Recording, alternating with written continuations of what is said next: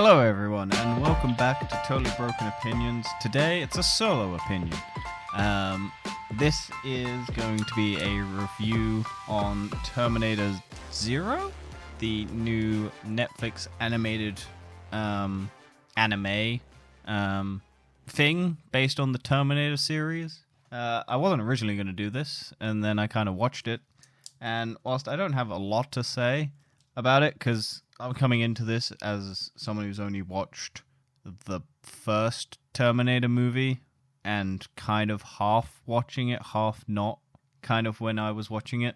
So I don't have a lot of knowledge on the Terminator franchise. I don't particularly have that much love for the Terminator franchise. I kind of watched this just out of sheer curiosity because I like anime in the broadest sense. And I found a lot of Netflix's animated stuff to be good, so I thought I'll give it a go, and maybe this will be the jumping off point to go back and look at some of the other Terminators, especially the second one, because everyone raves about how good it is. I've still never seen it, but I can understand, and from the clips and context that I've seen and how people talk about it, I fully understand why this franchise is loved, despite some of the previous entries in the series being hit or miss. I feel like this is a decent one.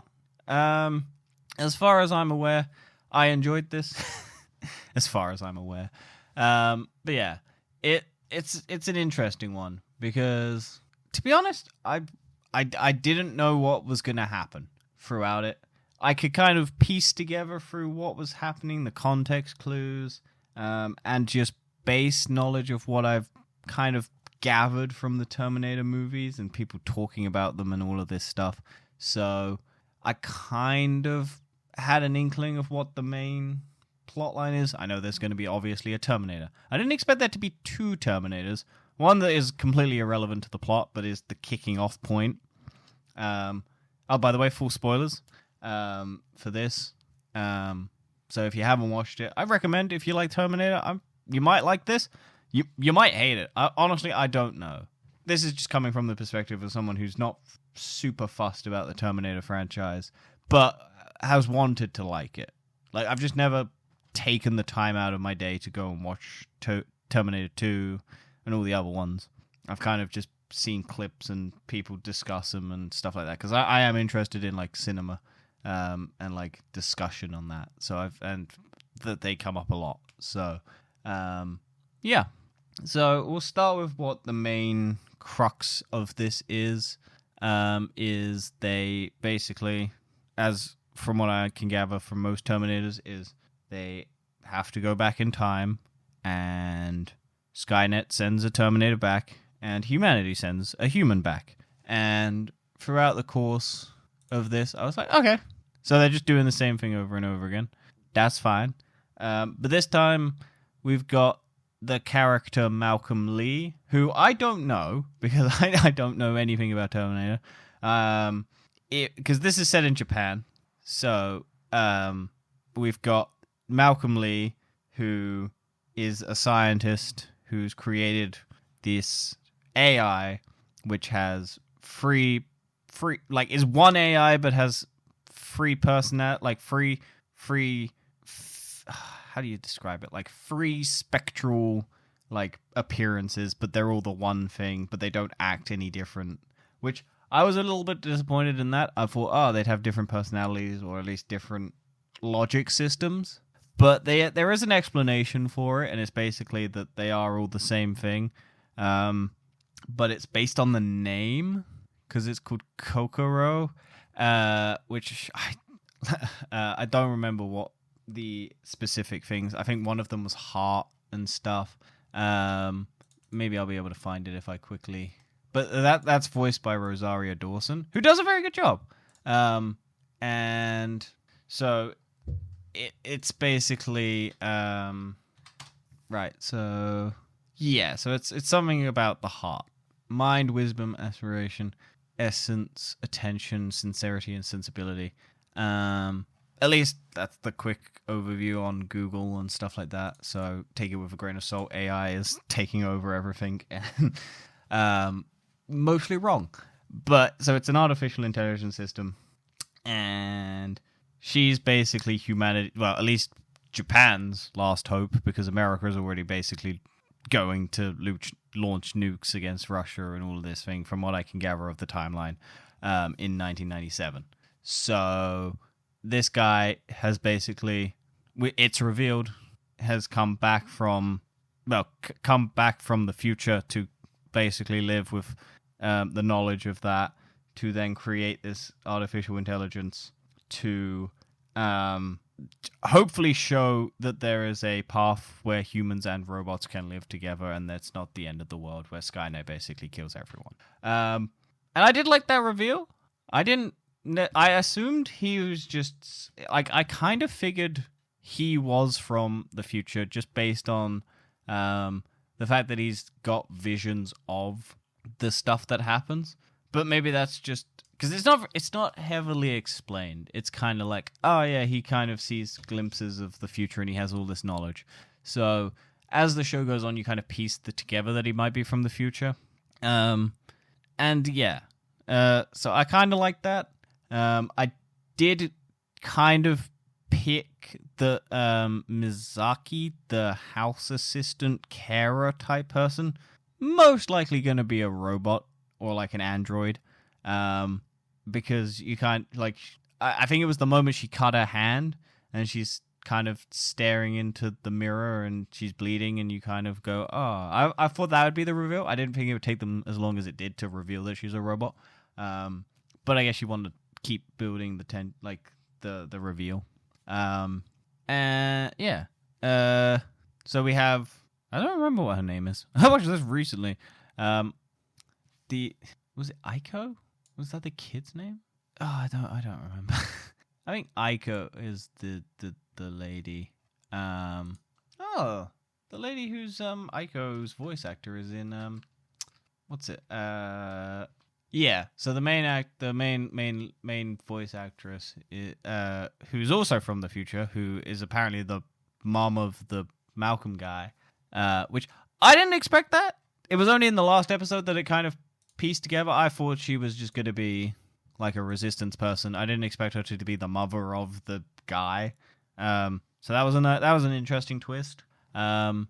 She's not in it, and this was my main sort of complaint about this show, is whilst there is action, it's not as interesting as I think it could have been. Because the one thing about animation is you can do pretty much a lot of stuff you couldn't do for budgetary reasons in live action. And considering like the original Terminators are a lot of stop motion and like in camera work, because this was before like heavy CGI, and like Terminator 2 is the beginning of like AI being integrated into movies seamlessly, or like heavily like seamless. I felt like this kind of lacked a visual. That, don't get me wrong, there are certainly bits which I liked. The dome that Malcolm basically spends most of this show in with the AI Kokoro.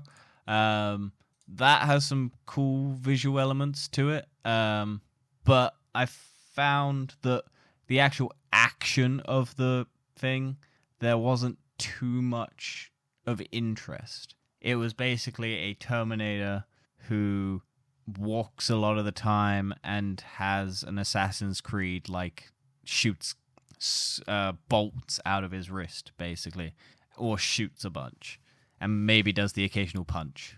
I found the bit, though, where he's basically going to the little girl and trying to get her at the first interaction, and he's, like, really creepy, and Timothy Olyphant's voice is coming out for the first time, and you're like, oh, yeah, that's kind of cool and scary.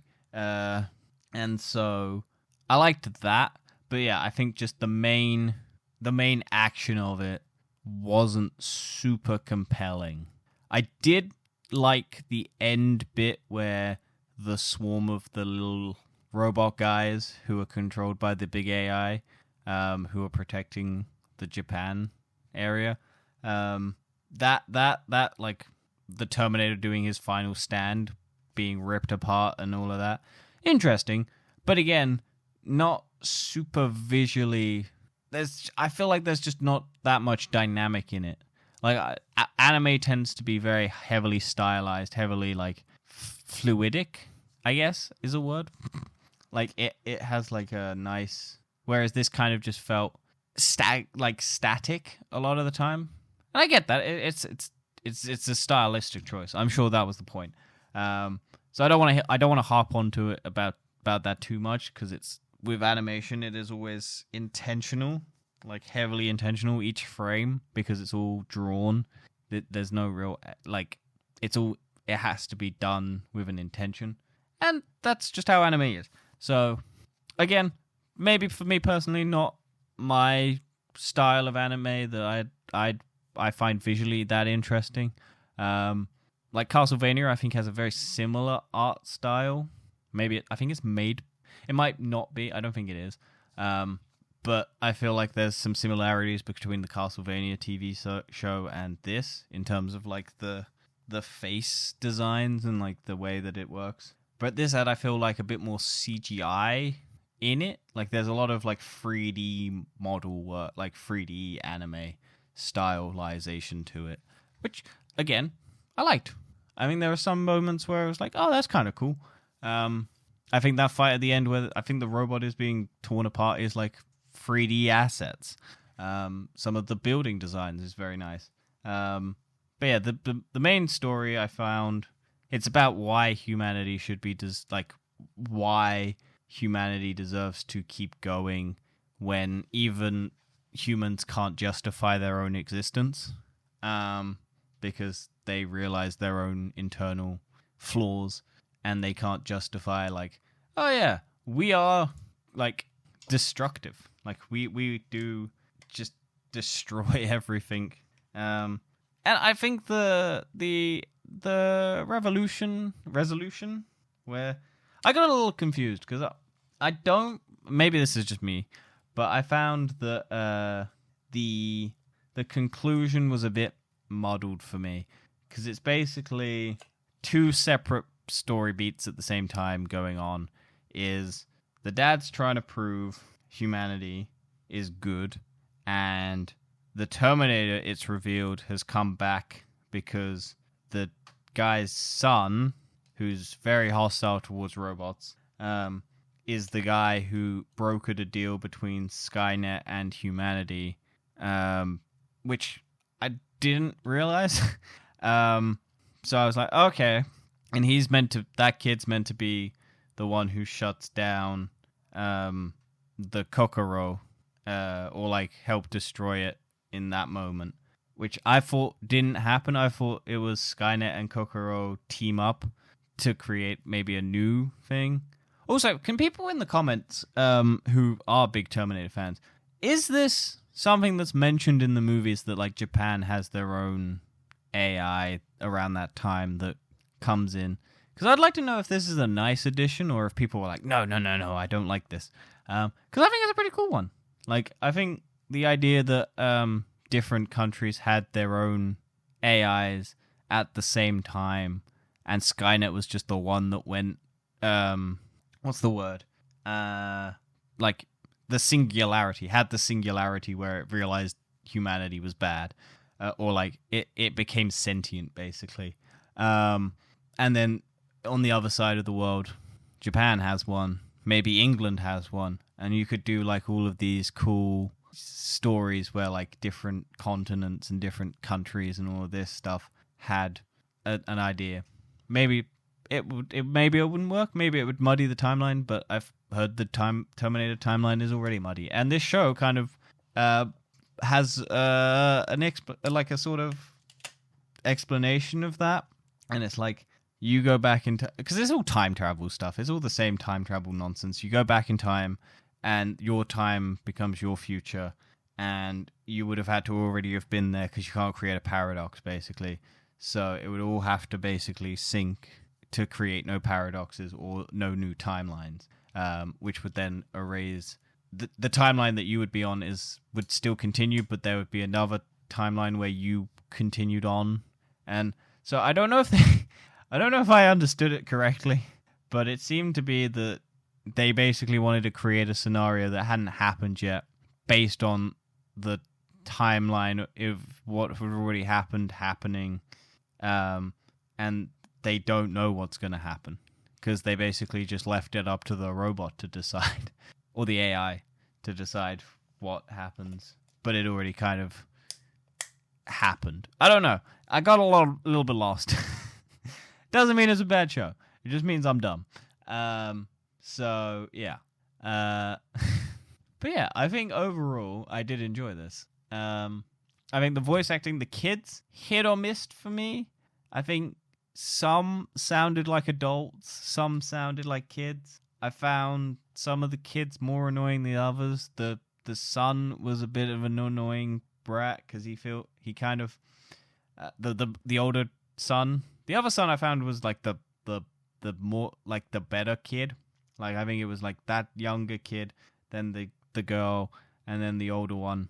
I was like, okay, because his main thing was he was like I would have thought because he at the start he's basically the one who wants to like experiment and build stuff with robots and do all of that. So I was like, he likes robots, but then it's shown that he just basically is destructive towards them because he wants to kill. He doesn't want to kill, but he wants to pull apart the cat robot and all of that. And then he has that moment where he's in the underground city thing or whatever it was, and he finds the whole bunch of them, and he starts bringing it back online and stuff like that. And I thought it was gonna have him like retrofit a Terminator, like in the second one or whatever it is, or like retrofit the robots to like help fight against it, or like be the one that convinces the AI to be the. But it doesn't really go that way, so I don't know how I feel. Maybe that's just my own interpretation, not judging the thing for not doing it my way. That a lot of people do is it's like, it didn't go the way I wanted it. That's bad. I'm like, they can have their own way. I can just interpret it differently or wanted it differently, but it doesn't make any difference. So yeah, I just kind of felt his character was just kind of like, just unnecessarily antagonistic a lot of the time. I like the small girl. I can't remember her name. She does do some annoying things here and there, and a lot of it just seems to be very convoluted on how they get to one place to the other. It's like, the little girl runs away because the cat's being bullied by her brother, and the dad didn't want to go to the amusement park because the mum died, and so she goes on her own. And then the younger brother basically later on realizes, she would go there because she thinks we would go there, so we should, So it just felt like a lot of the crossing lines kind of, it felt kind of contrived, but I guess it's all fate, but fate doesn't exist, so, yeah. I was expecting, though, I'm assuming this is meant to be implied or not implied, but the prophet I thought was going to be revealed to be like Miyazaki. Because there's a prophet in the future who knows all the events, or like is the kind of person who sends like the main girl back, and it's like, you had to go back. So I can't really remember. I can't figure out if they were meant to be the robot lady, and they just gave her, because there's a lot of like Miyazaki getting her face, like the skin blasted off basically. And I thought, because there's a moment where she basically gets exploded by a bomb that the humans set up on the robot that she goes to let down. And a big explosion happens. And because the prophet in the future has like half her face kind of like patched, sort of. Like it's a different text, like color to the rest of it. So I thought, that would be Miyazaki's in the future. And half her face would be torn off, and then she'd get new skin put back on over maybe in the future. So, but then the explosion happens, and it's just like a tiny little bit of the skins come off, and like there's no charring or anything like that. So I was just like, okay, like you can just get blown up. But then when the Terminator has a an explosion happen on them, all the skin comes off, and it's like except for like some of the chest, and you're like, oh, okay, so what's the difference? That's more nitpicky nonsense, so it's not super important to the thing. It's just like, okay. I thought that was going to be a reveal, and it wasn't a reveal, so I was like, okay. But yeah, other than that, I don't know what else more to say. I did enjoy this. This was more just a episode that I wanted to record, just because nothing else has really been out, and I wanted to bring something to you guys. It's mostly going to be solo episodes for the next month or so. Because a lot of stuff that's coming out, Dan's not that interested in, I don't think. And yeah, it's just going to be a slow one. There might be a couple weeks where you don't get an episode. Because next week is meant to be maybe Beetlejuice 2. But I haven't watched Beetlejuice 1 yet. Or ever. So if I don't watch Beetlejuice 1, I'm not going to go watch Beetlejuice 2.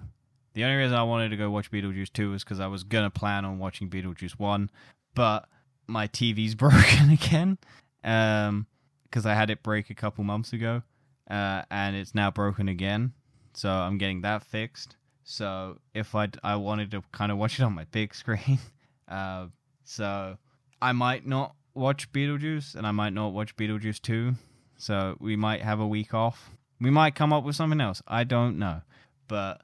yeah, and then I don't know what's going to happen the week after that, and I'm planning on maybe going to see the Brad Pitt, George Clooney movie, The Wolf, or Wolves, or whatever it's called, so I might do a review of that, and then I might do a review of Megalopolis, or Megalopolis, the new Francis Ford Coppola movie, because I've heard it's kind of iffy.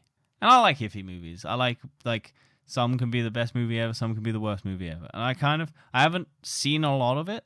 I've watched like maybe the first trailer where he stops time, and that's it. And maybe I heard the controversy about the fake review one, because it seemed like they were trying to make it look like, oh, people have shit on all of his previous movies, or all previously like amazing cinematic masterpiece movies.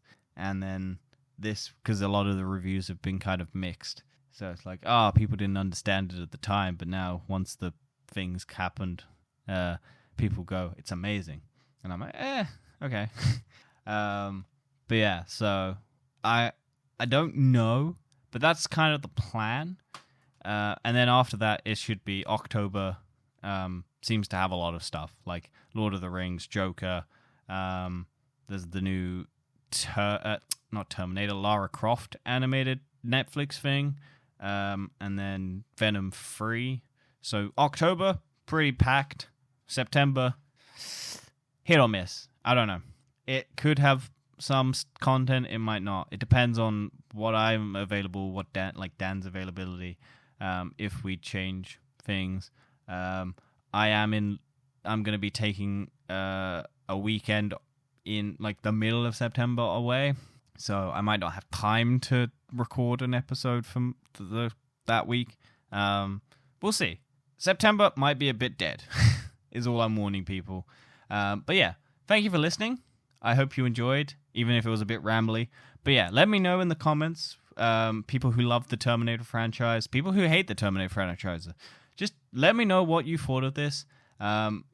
Can you explain some of the stuff that might have missed? If there's any references that I missed? Because I don't know. I was expecting... I know there's an arm in some guy's like cupboard, which is a robot arm. And there's a moment where the Miyazaki, the housekeeper, gets her arm ripped off. And I thought, oh, maybe that's the arm. I'm assuming it's not. But... and I also know there's... I think... Is it Miles Dyson? The guy who's meant to stop or creates Judgment Day or creates Skynet or something. I don't know. I'm very loosely knowledgeable on the Terminator franchise. Kind of like the Predator and the Alien franchise. I don't know those because they were way before I was born. And then I know a lot about them, but I haven't watched them.